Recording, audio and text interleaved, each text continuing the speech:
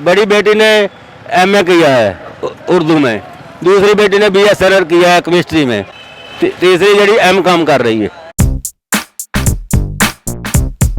अस्सलामुअलैकुम नाज़रीन, उर्दू पॉइंट में खुश आमदीद और मैं हूं आपका मेज़बान हारिस भट्टी। नाज़रीन, इस वीडियो में आज आपकी मुलाकात एक ऐसे होनहार, एक ऐसे मेहनती बाप से करवाने जा रहे हैं जो ख़ुद तो अनपढ़ है लेकिन अपने बच्चों को इतनी मेहनत से पढ़ाया कि माशाल्लाह 3 बच्चियाँ हैं और तीनों बच्चियों ने मास्टर्स किया हुआ है। ये बुज़ुर्ग शहरी अब्दुल रज़ाक इनका नाम है, पिछले 15 साल से उर्दू बाज़ार में काम कर रहे हैं। आइए इनकी ज़िंदगी की रुदात जानते हैं कि अपने बच्चों को किस तरह पढ़ाया, क्या क्या मुश्किलात का सामना करना पड़ा और अब ये क्या चाहते हैं। आइए जानते हैं इनकी ज़बानी। जी अस्सलाम वालेकुम। वालेकुम सलाम। अब्दुल रज़ाक साहब कैसे मिजाज, खैरियत से? ठीक ठाक, अल्लाह का शुक्र है। अब्दुल रज़ाक साहब, ये रेडी का काम कब से कर रहे हैं आप? मैं सारे 15 साल तो कर रहे हैं रेडी का काम। ये रेडी आपकी अपनी है जिसमें बैठे हुए हैं हम? अपनी मेरी। इस रोज़गार से कितना कमा लेते हैं आप? ये जी कोई मतलब है सही नहीं बता सकते, हवाई रोजी है। 500 भी बन जाता है, 600 भी, 1000 भी बन जाता, 1500 भी बन जाता, जिस तरह का काम मिल जाए। 300 भी बन जाए, नहीं भी मिल जाए। सर एक वक्त में कितना वजन उठा लेते हैं आप? कोई 7-8 मन, 7-8 मन के करीब उठा लेते हैं। आपके बच्चे कितने हैं? 3 बेटियां हैं। तीनों बेटियां माशाल्लाह। तीनों बेटियां पढ़ी लिखी हैं? हाँ जी। कितना पढ़ी है माशाल्लाह? बड़ी बेटी ने एमए किया है उर्दू में, दूसरी बेटी ने बीएसएलआर किया है केमिस्ट्री में, तीसरी जड़ी एम.कॉम कर रही है।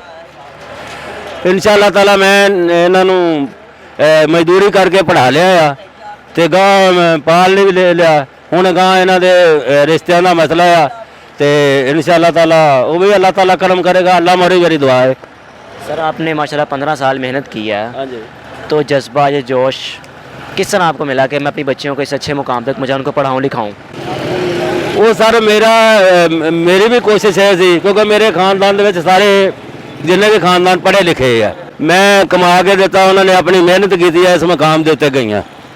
हूँ इन्ने साल तला उन्होंने पढ़ लिया, हूँ कुछ मेरा हथ वो बढ़ाएंगियाँ, कुछ मैं बटावागा। इंशाअल्लाह अल्लाह ताला कामयाब करेगा।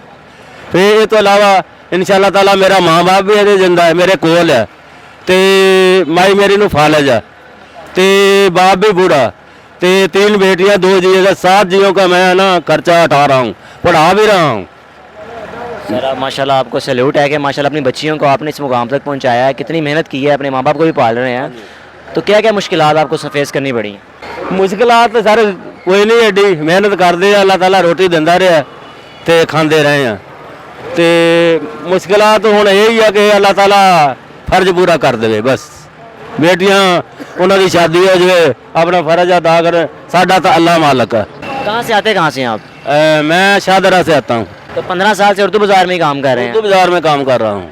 तो लोग कैसे किस तरह पेश आते हैं जब आप यहाँ पे आपका आना जाना होता है, सामान लेकर जा रहे होते हैं, जिनका सामान आप लोड करने जाते हैं, उनका क्या आपसे रवैया होता है, तरीके अच्छे तरीके से पेश आते हैं? अच्छे तरीके से पेश आते हैं, अच्छे तरीके से पेश आते हैं। सर बच्चियों के रिश्ते वगैरह नहीं देखे हुए हैं आपने?